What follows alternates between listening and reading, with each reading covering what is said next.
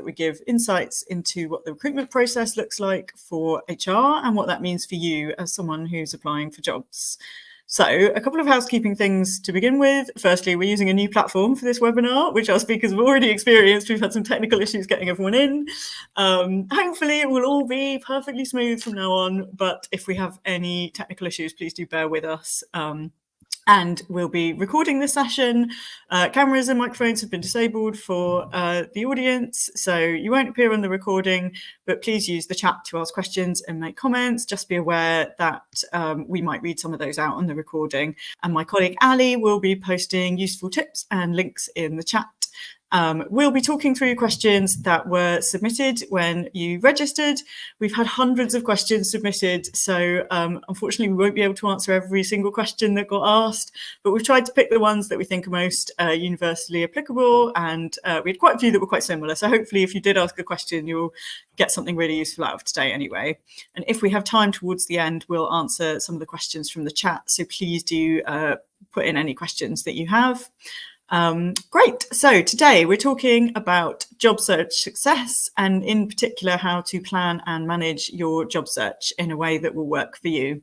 So once you've made the decision to start looking for work, it's very easy to fall into the trap of rushing into it and then very quickly get overwhelmed or finding yourself stuck in some corner of the internet. And this is why planning is so important. And it's not just planning how you'll find a job, it's also about planning how you will use your time and how you'll set boundaries. Looking for work is hard and it can be really emotionally draining. So it's important to plan how you'll keep your spirits up and keep motivated. And we've got 3 fantastic speakers here who have loads of insights and ideas on how to get started in your job search. So let's hear from them now. Konstantinos, do you want to start and tell us a little bit about yourself? Yes, thank you very much, Zoe. Hi, everyone. My name is Konstantinos Stasis. I work as a Learning and Development Programs Manager for Ipsos UK and Ireland. And I also am an active mentor as part of the CIPD Trust Mentoring Program. So in the past 3 to 4 years, I've been supporting other new professions coming into the business, or adults with big career gaps that they have decided to come back into the business. I'm very much looking forward to share best practices we have discovered within those past few years and how I've been supporting adults just getting their dream jobs. Great. And Hannah, let's hear from you next. Hi, so I'm based in Surrey, the UK, so I'm seeing the sun as well. I saw all those comments today.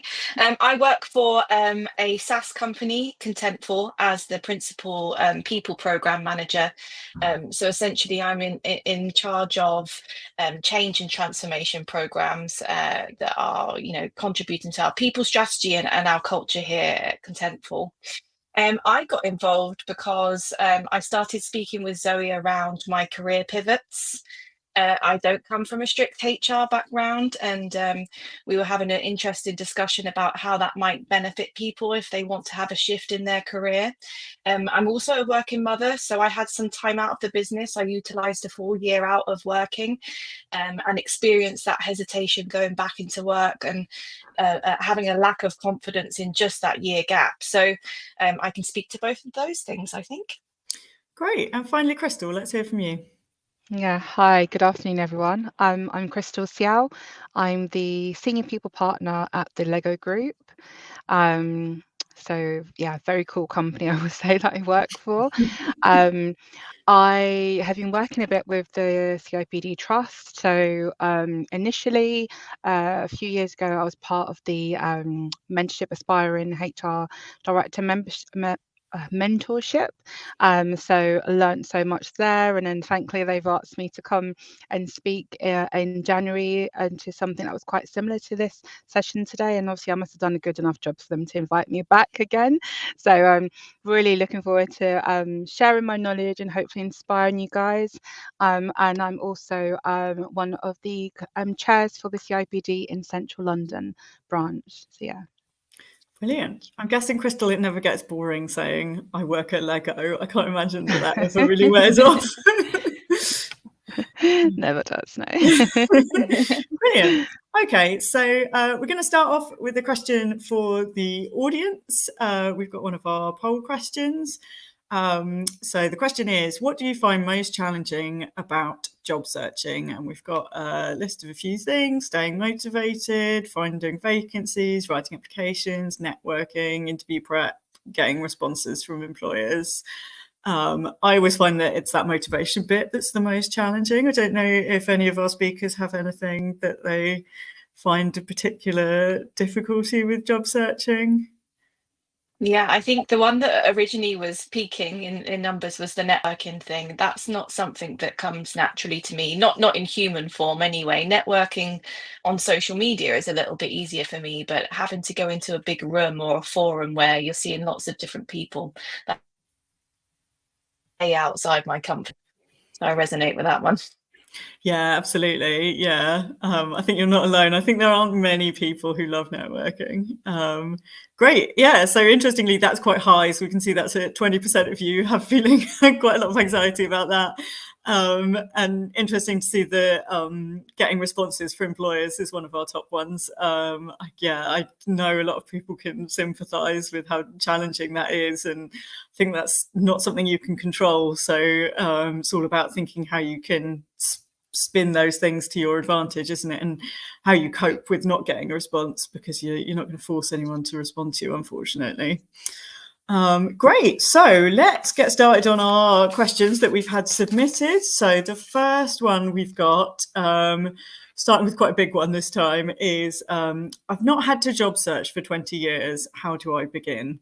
So I think Konstantinos, I don't know if you want to take this from your kind of L&D perspective of how how to start on a big task. Yes, absolutely. Okay, I think the first thing is to understand that that's a big step. If you haven't worked for 20 years and things has changed in your life and you have made your decision to go back to your professional career, that's a very big change. And in HR, we know very well that every change comes with a level of resistance, hesitation, and it kind of creates this uncertainty and not very nice feelings. So the very first thing I will suggest to someone who is looking to go back into the career after such a long period is, number one, look after your well-being. It's something that we don't speak a lot about it, but it plays a tremendous role into our career success. If you are at the best states, then you will be able to perform and demonstrate your professional knowledge, skills, and behaviors you have. So you have higher chance to be recruited by the company that you want to. So look after your mental health, look after your well-being. The second step I would suggest is have a clear picture about what type of jobs you like to have. It's important to have a clear picture, ideally to have one specific job that you would like to have. The more focused you are in this sense, that will help you to understand the very specific professional knowledge, skills, and behaviors you will need to develop or you may already have. So you will need to practice how to display those to your future employer. So you will have a very, and that's purely L&D here, so you will have a purely very descriptive and action plan. So you'll know exactly what are those micro steps you will need to make to improve some of your skills and to be present more competitive into the future employer. Once that you have done this, the third step, to my opinion, is to do a little bit of research to see what is happening in the market. 20 years is a big time. A lot of things may have changed, certainly will have changed. I mean, think about this. A few years ago, we started talking about AI, and now AI has dominated pretty much every area of the business, has completely changed everything. So the third step is about do a little bit of research, try to understand what the companies look for those who apply or for those who cover the job that you want to do. And then again, think about improvements that you can do to your skills and to your performance in order to be ready to demonstrate your skills the best way that you can to your future employer. Finally, and sorry, I'm taking too much time now on this one, but finally, practice, practice, practice, practice. That's the number one way to build confidence and to ensure that you will be at your very best this moment that you will be standing in front of your future employer and you really like to present yourself the best you can. Yeah, love that. Practice, practice, practice, practice. Very good. Crystal, I can see you nodding along. Did you have anything you wanted to add there? Yeah, I was going to say, I mean, a lot of what you said is similar to what I would have said as well.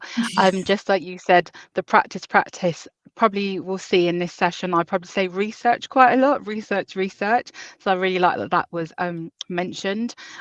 Just in terms of the research, and what's helped me is around like starting small, then building on this. So like setting like manageable goals.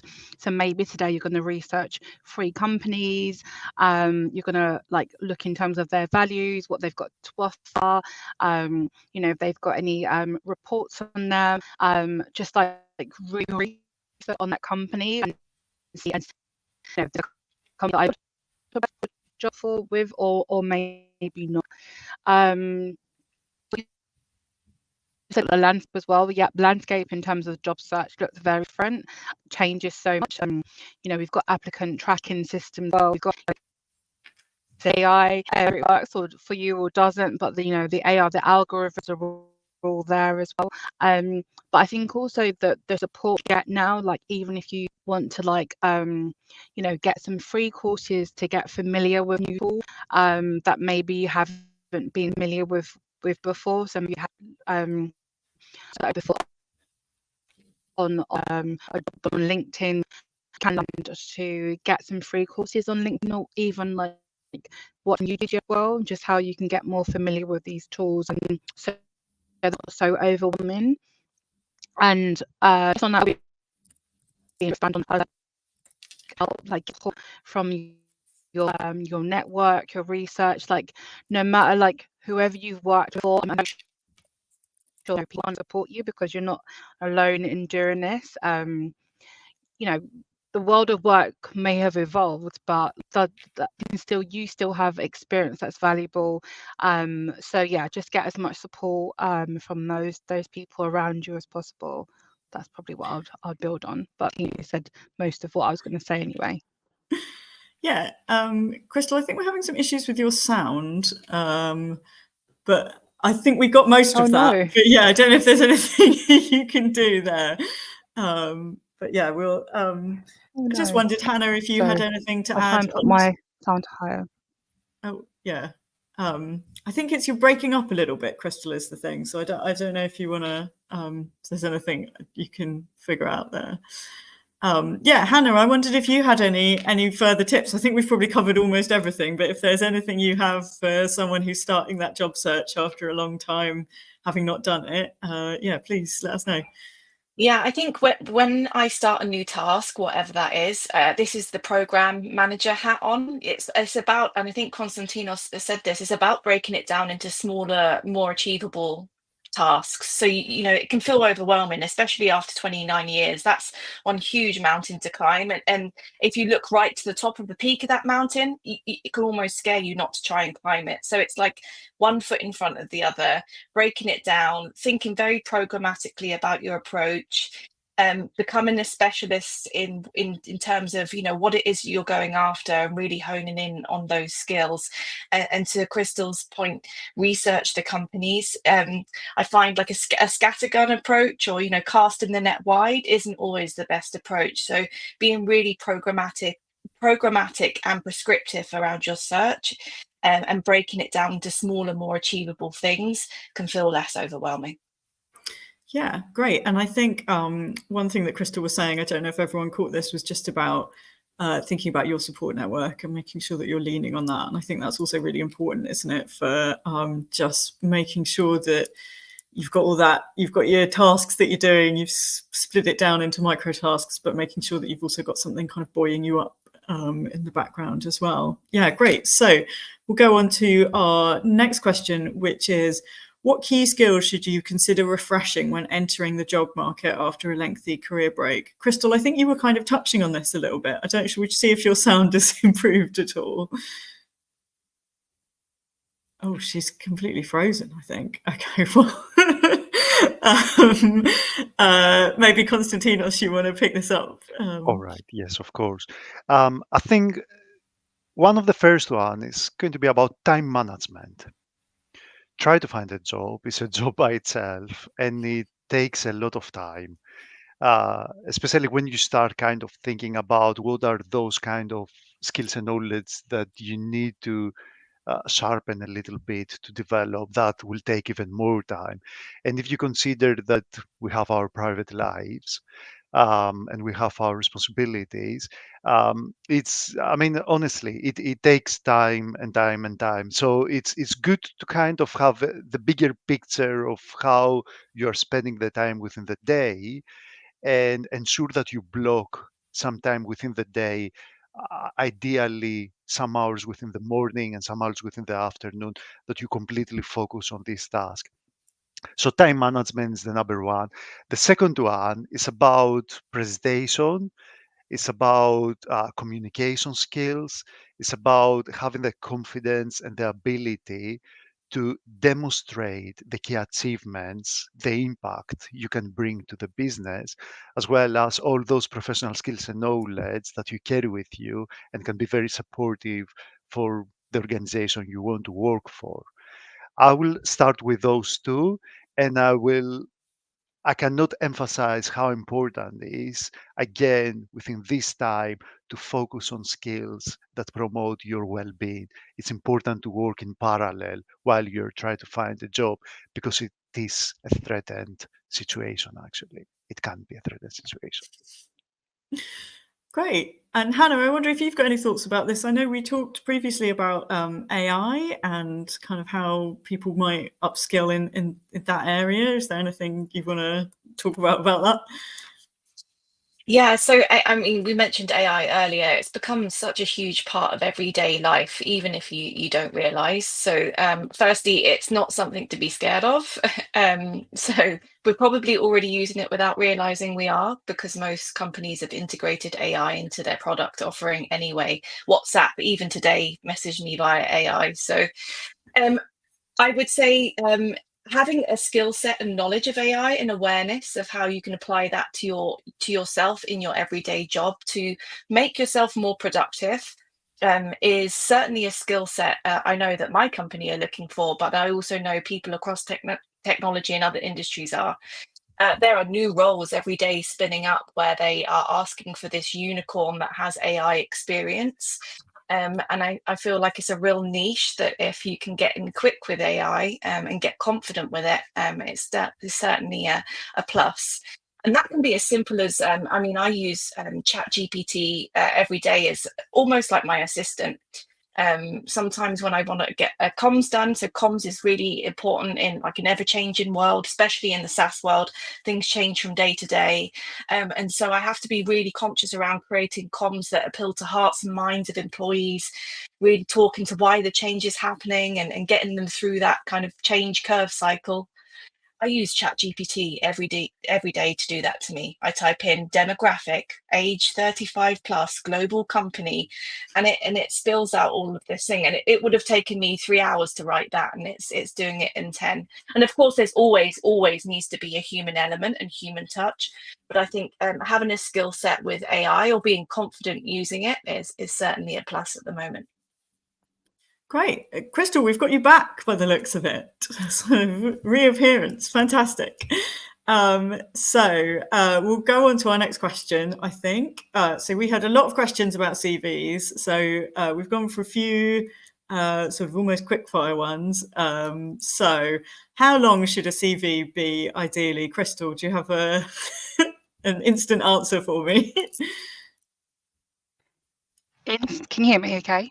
Yeah, perfect. Perfect. Sorry, guys, about that. I tried to change the network and then it cut me off, so I couldn't get back in.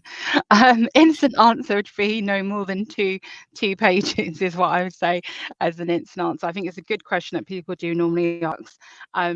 But yeah, I think like nobody's going to read your full CV, unfortunately. So you need to be really specific and try to grab whoever's reading it at the very beginning. Sometimes even in your last job, they're not going to read through. You've got like, 25 bullet points, what I've seen before. They probably look at the first like 1 to 5. So really there is where you want to really highlight the best parts of what you're doing in your role. And then also I always try to say put some like facts, some numbers into it as well, because sometimes people really like to see the impact of what you have done. So if that's numbers or if that's just impact in general, just put that. So don't just say like what you did, but how you did it, or like the impact of what you did, like how that became a positive benefit for your company that you're working at. Brilliant. Great. Crystal, I can see everyone is nodding. So you're perfectly on the money there. So the follow-up question we've had is, how do I get the right balance of detail on my CV? It often feels wordy, but I have strong experience and achievements that I want to mention. I don't know, Crystal, if you want to follow on from what you were saying onto that. Yeah, I think again, like your CV doesn't need to be like a life story. You don't need to think about every single responsibility I have to put every single bit into this story, because it's not going to fit. And again, like I said, even if the 2 pages max, they're not going to read that. So you just prioritize, be selective, not exhaustive. So you want to just prioritize on what's relevant to your role that you're applying for. Just put it like in a bullet point that's really readable. So paragraph. Focus on those achievements, not just the responsibilities as well that you've had. Fantastic. And Hannah, I wonder if you've got anything to add there. I know that you kind of changed industry and sort of slightly changed career a bit. So how do you manage that with having everything on your CV at once? Yeah, I think the main thing is to kind of keep in mind not to create a job description. And to Crystal's point, is to really highlight the impact or the benefits that you've realized for your company at that time. So the really key moments where, if you look back, where your direct manager or the company really recognized you for the efforts you'd made in that role. I think, typically people understand what each role would construct and what the everyday responsibilities of a project manager are, for example. So I wouldn't typically write those down, but I would do those key wins or those high impact moments that I had within that role, to kind of show that I've gone above and beyond the everyday job description, as it were. So that's how you would consolidate it down, and it's how I did. It's how I use my CV to really showcase my transferable skills coming from business operations as a PM. I kind of do that because it's like the other side of the fence to HR. It's in the business, and then flipping into the HR world, I was able to showcase those PMing skills that could serve both best. And so, I mean, and the other thing I would say is not to kind of bang on about it, but AI is very good at doing that for you. It's really good at helping. If you put your CV in as it stands and you write, I really want to give me some advice or feedback on things that I can highlight as big win moments or high impact moments in my career, or give me some suggestions. It's very, very good at doing that. Again, with the caveat that it should be yours and it should be your wording, but it just help it to assist you. Yeah, brilliant. Konstantinos will know from our previous webinar on how to best use AI during a job search that one of the things that we suggested was saying to the AI, ChatGPT, whatever you're using, oh, act as a recruiter and give me feedback. And that could be a really great way of doing that. I suggest you will find that webinar. It's on copdtrust.org. We'll send a link to it at some point. It's definitely worth watching. So the final question we have on CVs is someone's just asked, how do I structure my CV? Konstantinos, do you want to take this as a bit of a start of the 10? Yeah, actually, that's a very interesting question, actually. I think the way you're going to structure your CV in this, okay, there are the best practices which we are going to share with all of you now, but also please, at least this is always what I say to my mentees, the way that you are going to structure your CV, it needs to represent you. So for example, I choose to have a very small intro paragraph at the very top of my CV, because I believe that these should be the key points and values of my professional knowledge, skills, and behaviors. And pretty much I do this because I believe that this is what the recruiters will read at the first. And we may say that this is the hook. So if you manage to hook them with this small paragraph, then they can go down and start reading the bullet points. But that's a personal preference. It's not necessary that you can do this way. For sure, based on the best practice, it needs to be based on your professional knowledge, skills, and behaviors. I keep repeating those three words a lot. I truly believe on those. And needs to be presenting in a bullet points to the point, which at the same time, it shows another skills of us, our ability to communicate what we can do in such a direct and scripted way. And this is a business skill that a lot of business they are looking for. I'm saying this because I just recall conversations I had in the past with recruiters that they just didn't consider some applications simply because the way the nominees were presenting themselves, it was really complicated. And the question was, but the job we have open requires a lot of reporting. So we are not sure if they will be able to do that because we can see from their CV, they're not be able to present in this kind of consistent, direct way their top skills. Yeah. Great. Yeah.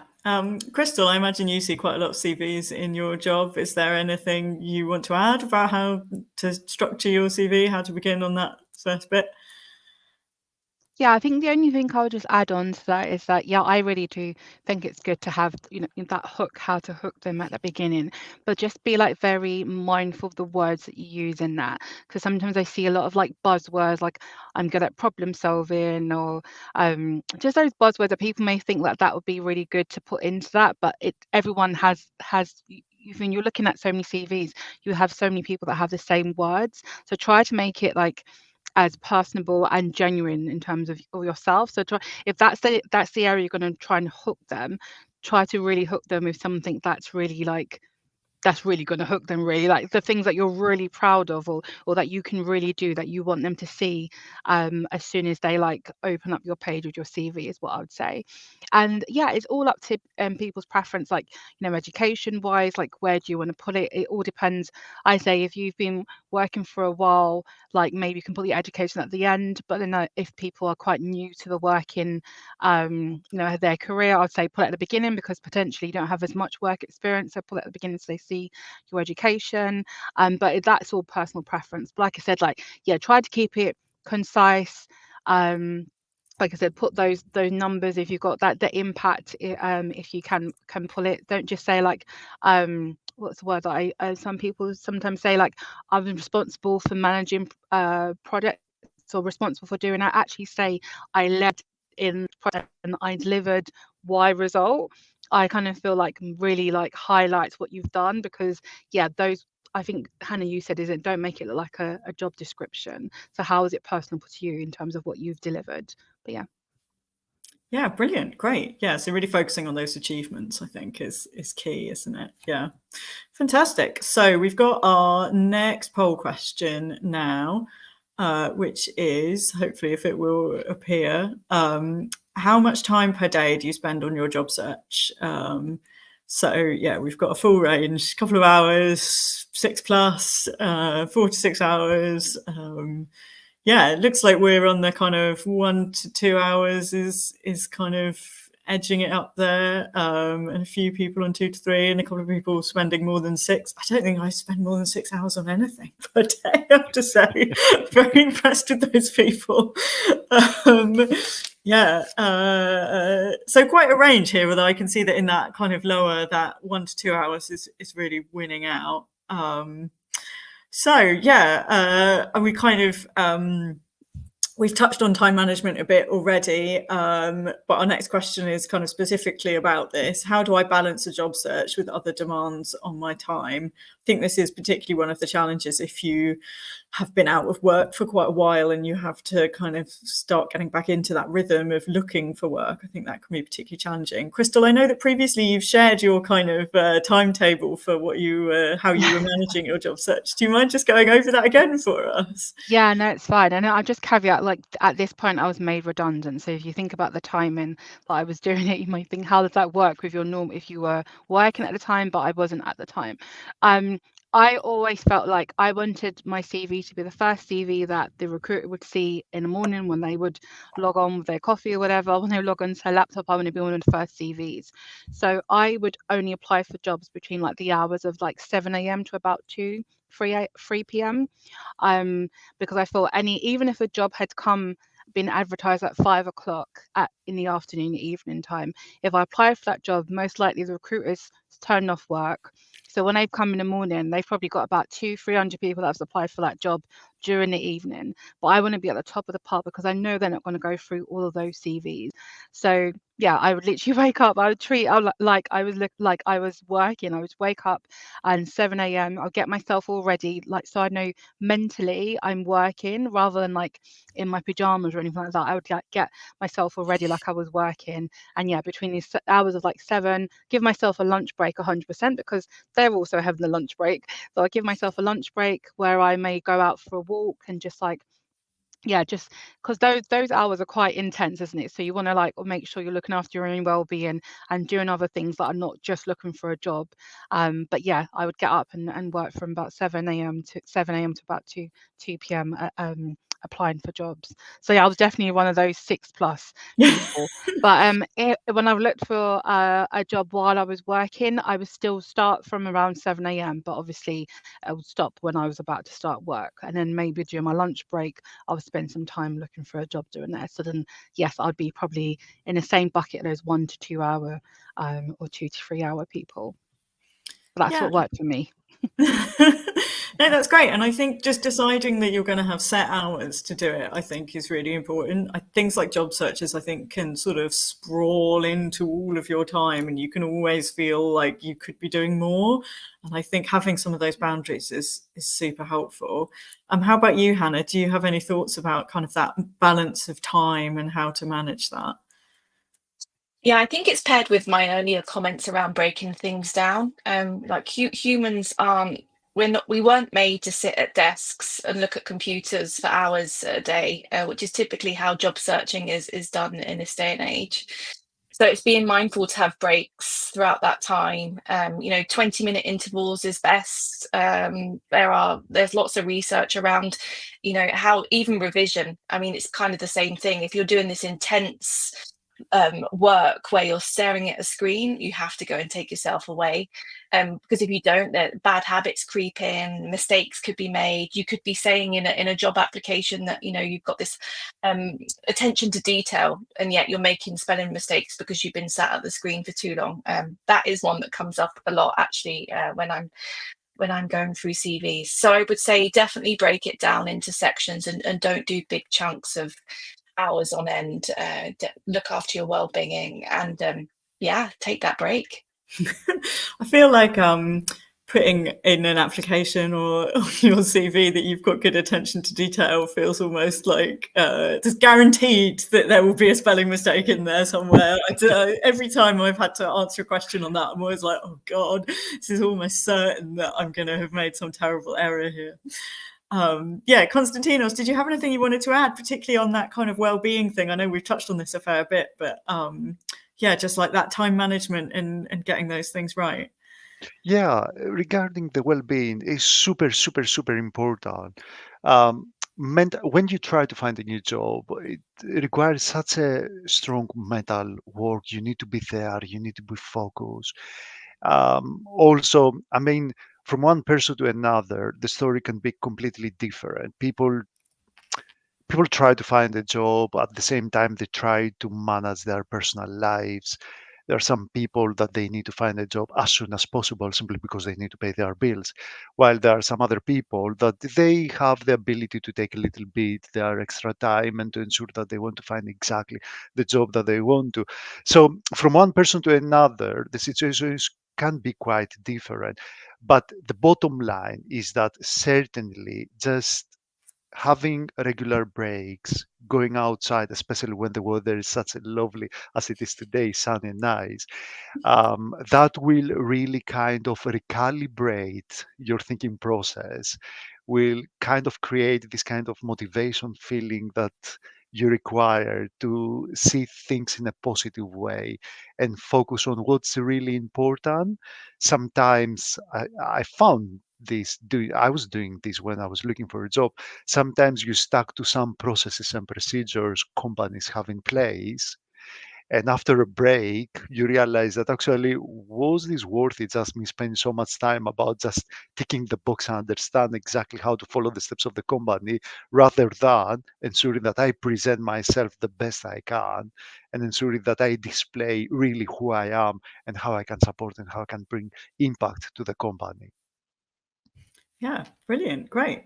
Right, bit of a shift for our next question. Someone has asked how to write an amazing LinkedIn profile. I don't know which of you has the best LinkedIn profile. I maybe should have done my research before this.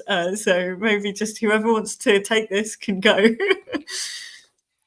We can probably talk to this just from recent personal experience. So I actually got my current role via LinkedIn. So I guess that's credit to perhaps how I displayed my LinkedIn. I think the main thing I would say that helped drive that search and how LinkedIn works is your title, your headline that's connected to your name. And so, a recruiter will put program manager or like the buzzwords that find that role, admin assistant, and then it will just throw up anyone with admin assistant in their title. So for me, I had program manager in my title. In fact, it was more specific. It was people program manager, which I was at the time, and that was literally the title of the role that Contentful were looking for. And so then I was immediately shortlisted for that recruiter. So I think that's probably a top tip from me is put into your title what it is you want to be or are or looking for. It's a must. Yeah, absolutely. Crystal, do you have any other top tips on LinkedIn?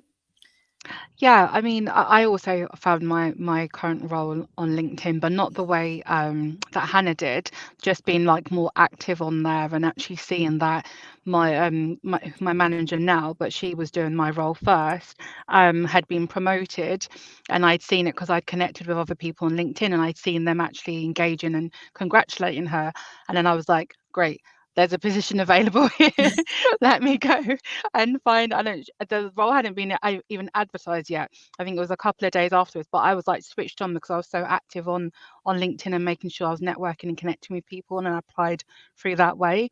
But yeah, in terms of your LinkedIn, I don't know if I have the best LinkedIn page. I'm not quite sure, but some tips I would say around like your picture.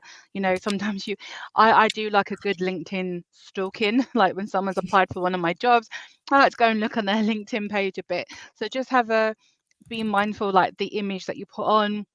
Sometimes you'll see images when people are at a beer garden or they're with their friends out, and then they've kind of cropped themselves, but you can still see people. Just think of LinkedIn as fun as like social media like that can be. It's more of a professional social media. So just make sure like you don't need to go and get a professional photographer to take your picture, but if it's a picture with like nothing in the background or something like that, that's clear, or it's not you holding a glass of wine or beer, like think of that, because just think of your potential employer wanting to employ you. That's going to be their first image of you. So just be aware of like how your page kind of looks, and then again, like try to make it quite like clean and concise in terms of like your roles.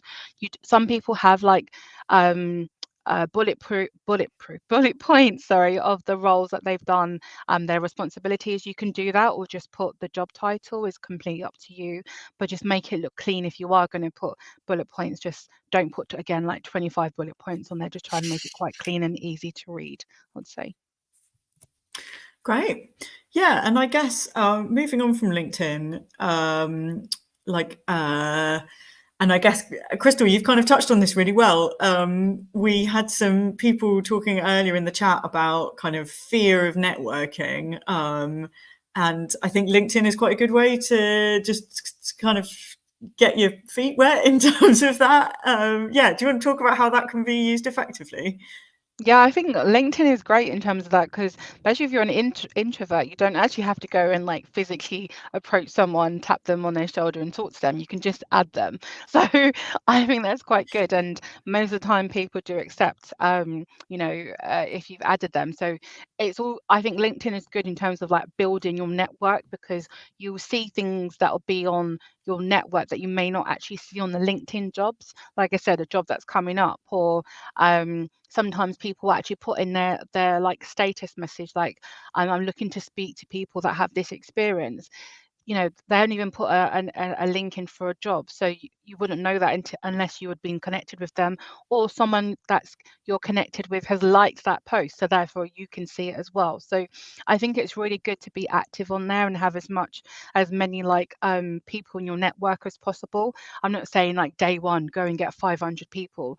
No, that's a bit extreme. Build your network up. But if you're looking at your LinkedIn right now and you only have 11 people and you're looking for a job, that could be holding you back. So I think it's a good way to kind of like network and see what's out there. And LinkedIn is also good for other things as well, like LinkedIn Learning as well, that can help you, especially if you've been out of work, or even if you're in work at the moment and you're just trying to develop some skills. LinkedIn Skills has a lot there that you can learn from, and also put that on your CV as like courses or training that you've done as personal development for yourself as well. So I definitely advocate for LinkedIn, and strongly encourage people to do so as well, to use it as well. Konstantinos, I can see you nodding quite a lot. Is there anything you want to add to that? No, I mean, Crystal, she just explained such a nice way the value of LinkedIn in building your network. Yeah, that's exactly such a powerful tool. The only thing that I will add, another thing that can really, really support you in building your network, is CIPD branches. Do a little bit of research, and very close to where you live, there will be a CIPD branch. I'm a committee member of the Southwest London CIPD branch, and from experience, I can say that we organize monthly events. Those are either virtual or in face-to-face form, and we invite everyone to join, to network, to exchange thoughts, ideas, learn from each other, take these opportunities and connect with like-minded people. And even if you are not looking to find a career in the wider HR, well, CIPD offers the best HR practitioners. So you will certainly be connected with people who are willing to support you, and just try to support your journey. Yeah, and as Crystal points out in the chat, you don't have to be a member of the CIPD to join a CIPD branch event. So if there's something that kind of takes your fancy, even if you're not in HR, not looking to get into L&D, HR touches on so many kind of interesting aspects of work that if you find something that you think would be interesting, it's a great way to meet other people, and particularly meet some people who do have some influence over hiring. So definitely worth doing. Get your name and your face out there. Fantastic. Okay, so let's see. We've got one more question here. So, does anyone have any practical tips for remaining positive and reframing rejection? Hannah, do you want to take this to start off with? Yeah, I think a piece of advice that was given to me some while back was to make sure that I'm not telling myself a story and I'm actually telling myself fact.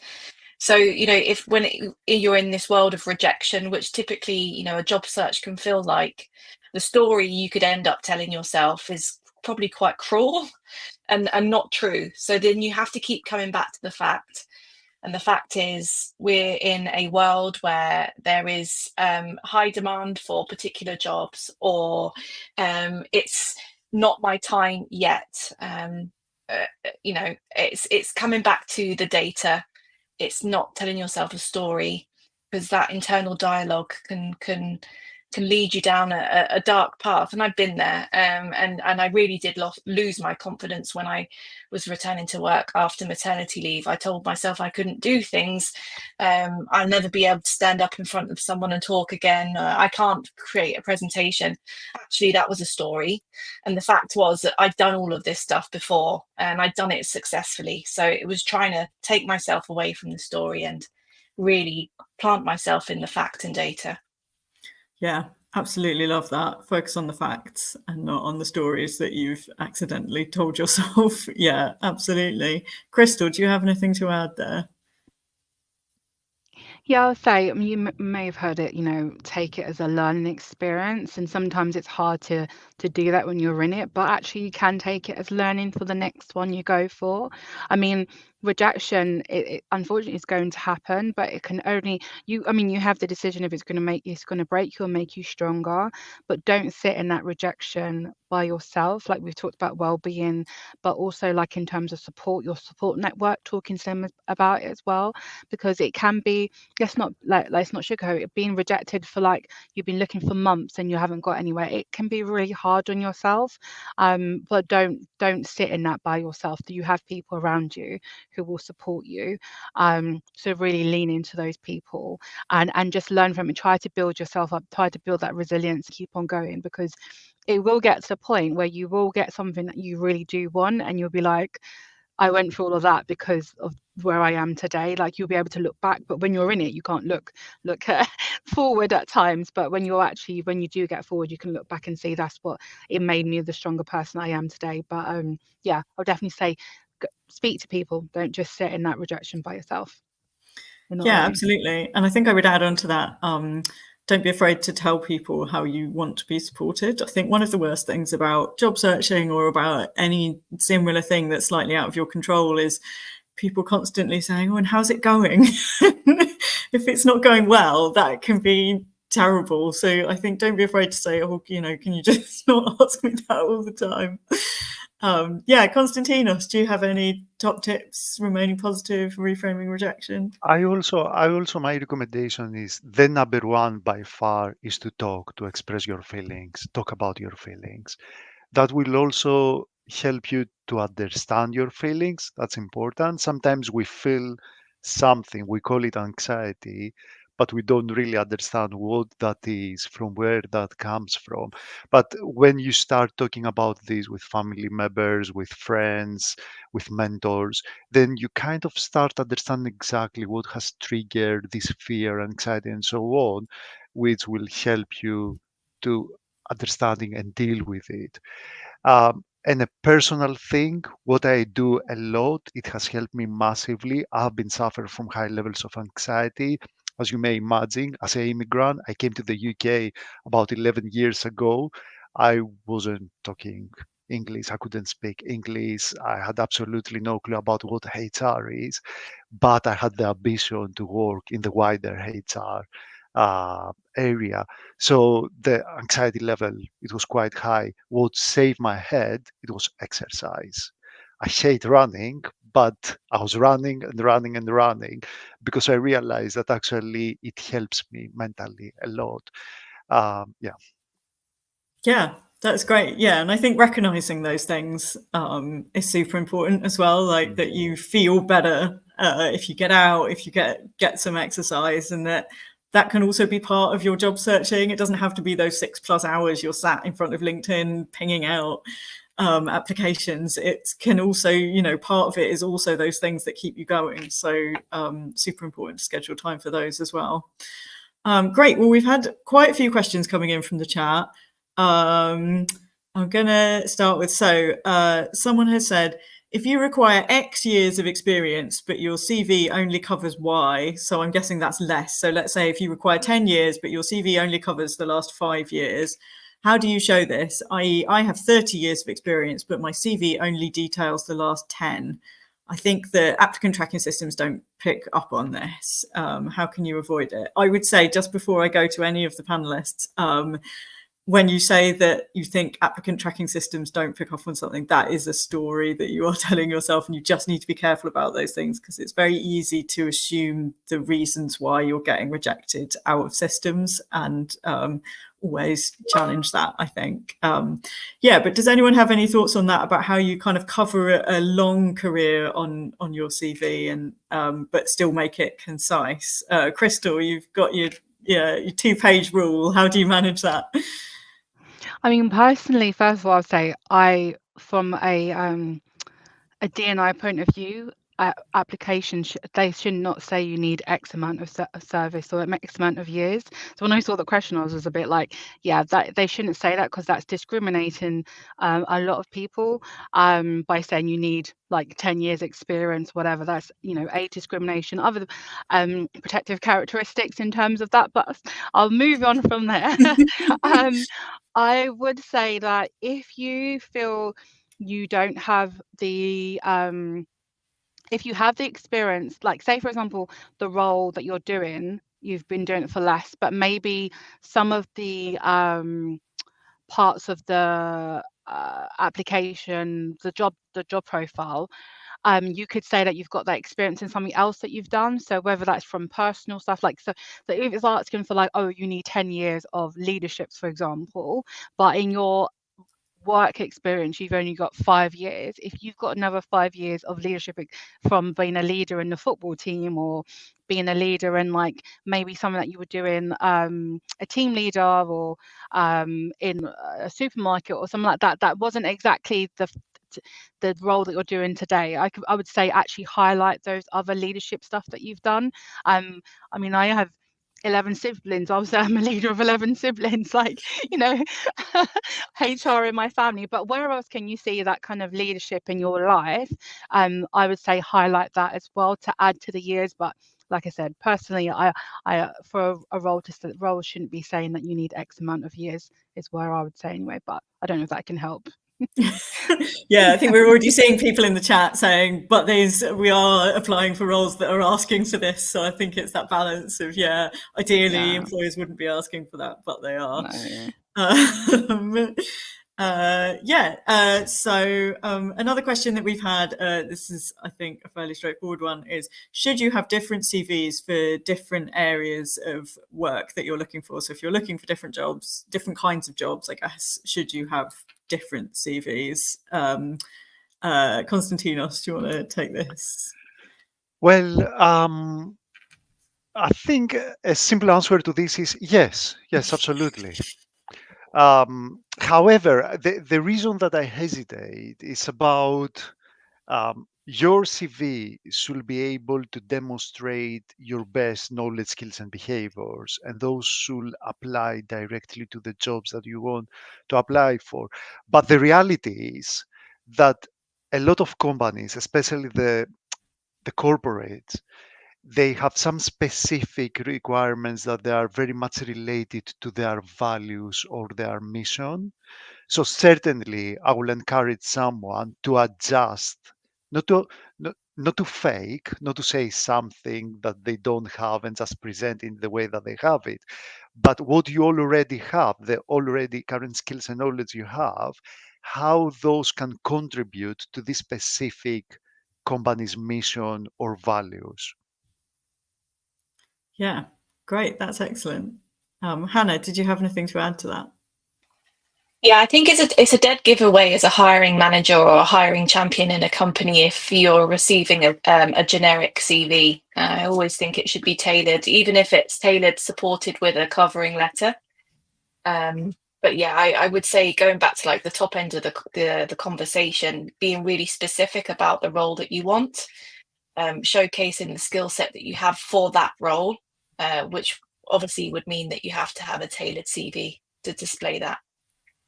Especially where CVs are so static, they're kind of the first foot in the door, and they're so inhuman. So you need to really do your best to make them showcase what you can do. Great, Hannah. And I can see just while you were speaking, someone has asked the question, do recruiters actually read covering letters? And I'm assuming from all of you, the answer is yes. Yes, I can see a lot of nodding. So there's your answer. That is yes. Great. Well, thank you so much. I think we've run out of time for any more questions. But thank you everyone in the chat for popping all your questions in. We do have an evaluation survey that we're going to share, I think. So we'd love for you all to fill out. Let us know how you found it and any future topics that we could be covering. I'm going to ask for final thoughts from all of our panelists. So I guess, Konstantinos, I think we'll start with you. Thank you. Thank you very much. That has been such an insightful conversation. Thank you for having me here. A last thing I would like to mention to everyone who's listening to us right now, there are so many resources that they can support your finding a job process. Take advantage of all of them. Be out, meet people, ask questions, express your feelings, look after your well-being. CIPD is doing such an excellent job in connecting HR practitioners with people that they need our support. So we are here, we are available. Take the advantage of us. Great. Yeah, Hannah, how about you? Final thoughts? Be really clear on what it is you want, and develop your skill set if you lack them in the role that you want. So for me, that was a CIPD qualification that really helped. Lifelong learning is so important, and be kind to yourself. Super key. Yeah, fantastic. And Crystal? My colleagues here have said a lot of amazing advice. I would say, again, going back to the research the company, look at those values and if they align to yourself. I know it can be hard, like when you're looking for a job, you just want to find any job. But what you don't want to do in a few months or weeks later is regret your choice. So just really do that research and make sure that is somewhere that you would see yourself being at for X amount of years and that you would be happy at, because we talked a lot about well-being, and we all deserve to be happy, and especially when we spend so much time at work. So yeah, just try and do as much research as possible. Yeah, brilliant. Love it. I don't think we can do better than Hannah saying be kind to yourself. I think that's kind of the ultimate lesson for life, isn't it? Right. Well, thank you so much, everyone. Thank you to our panelists, Crystal, Konstantinos and Hannah. You've all been excellent. I think we've all learnt a lot today. And huge thank you to everyone in the chat for getting so stuck in and sharing all your thoughts. That's been really great. And yeah, hopefully we'll see you at part 2 of your career comeback, which is in July. And we will email links to register for that if you haven't already. So yeah, please come to that. And thank you again. Goodbye.